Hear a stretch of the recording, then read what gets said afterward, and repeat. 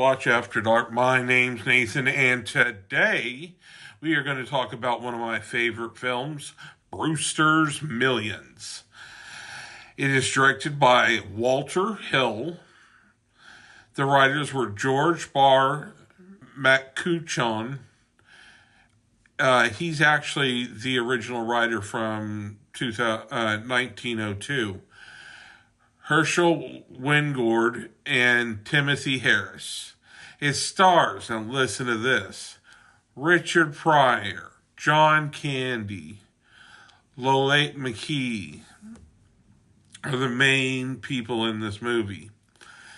It had an estimated budget. Now, you got to remember this is 1985. You know, it had an estimated budget of $20 million. It grossed $40 million U.S. and Canada. Opening weekend, it did $9 million. And then gross worldwide, it did $45 million, which is great. Let's go ahead and show you the trailer. And then when we get back, I will talk to you about some interesting facts and why I love this movie so much. So let's go ahead and roll. Money. Everyone wants it. Until now, Monty Brewster didn't have it. They tell me you're my only living relative. But he just made money the old-fashioned way. You have 30 days in which to spend $30 million. He inherited it. If you can do it, you get $300 million. But if you fail, don't get diddly. Why can't I tell my friends? Because I don't want anybody to help me out. What's wrong? Spike, what's wrong? $30 million. The manager's got $30 million given to him. This is a good day, you know. He can't keep it unless he can spend it and have nothing left but the shirt on his back. Well, we're going to have a lot of fun with this kind of money. Jake, I'd like to hire you as my official photographer. Salary, $10,000 a week. How would you like to be my personal driver for the next 30 days at $5,000 a week? What a country. America, love it. Hey, everybody, anybody want to go to lunch? Everyone thinks he's crazy. I want to bet $50,000. It went up. We'll sell it. I think we should consider the possibility of psychiatric help. At the rate you're going, you'll have spent your entire inheritance in less than a month, and you'll have nothing to show for it. But $300 million says he's right on the money. Richard Pryor and John Candy. It's like that old saying, you know, if for money I'd be a millionaire, I'm a millionaire. Brewster's Millions. Coming soon from Universal Pictures. Welcome back. It really is a lot of fun. John Candy kills it. Richard Pryor kills it. I mean, if you just want to see a movie to laugh, you know, and it has a small message behind it, none of the above, which is where we're at right now, anyway. So here's some of the interesting facts about Brewster's Million. George Barr McCutcheon, 1902 novel. This 1985 version is the seventh English language adaptation. Multiple adaptations, you know, Brewster's Millions is based on George Barr McCutcheon from 1902 novel.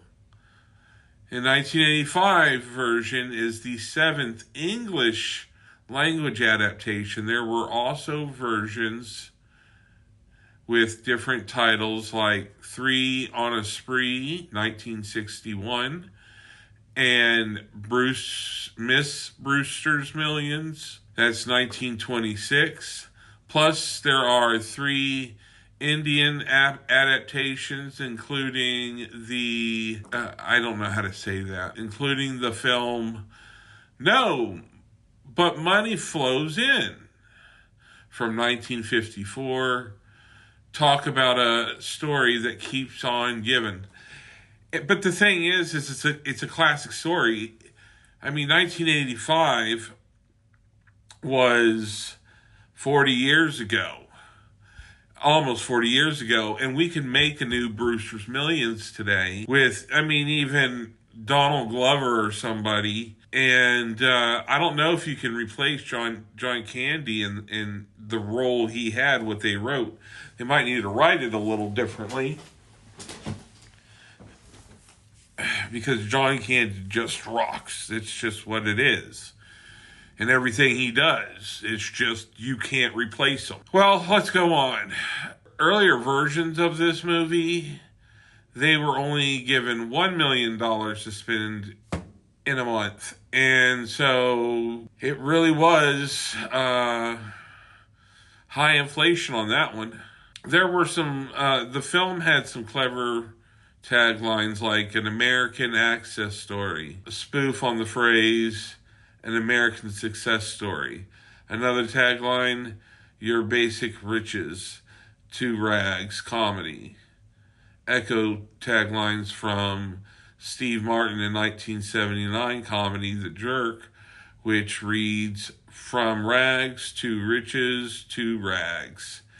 And a rags to riches to rags story. It's all about having a good laugh at the ups and downs of life. And it really is just to feel good. When your biggest problem is to spend money, you've got it, man. All right, let's see here. We got a couple more. No filming in Hackensack, New Jersey.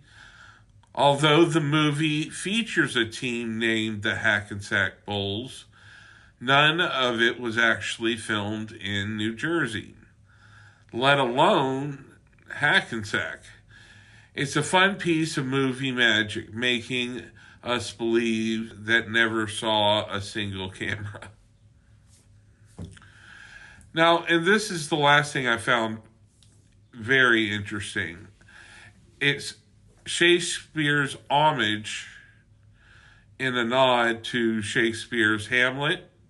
Montgomery Brewster tells Spike Nolan, I'm going to act crazy for a little while. And it might not seem like I am, but I'm not.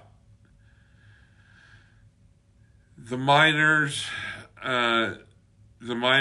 Hamlet, Charlie Pegill responds with, Nighty night, sweet prince, echoed Hamlet, good night, sweet prince.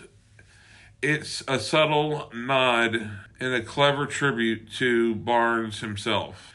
Richard Pryor, one of the funniest men to ever come to this planet, is perfect for this role. And John Candy just compliments him so good. I mean, how Richard Pryor Richard Pryor says a lot just without saying anything, and then John Belushi just says a lot. I mean, I don't know, maybe it's an attribute for the big guys like me. We just like to talk, man. I give this movie an 8.5. It's a lot of fun. It is one you can watch with the kiddos. It's not that bad for them. Well, guys, that's all I got for you today. I really appreciate you tuning in. If you don't mind, go ahead and hit the subscribe button for me. It's what I need. I'm trying to make this channel get up to 1,000 subscribers. Well, just remember, I love you. And I hope you love everybody and they love everybody and on. And we can finally stop the wars.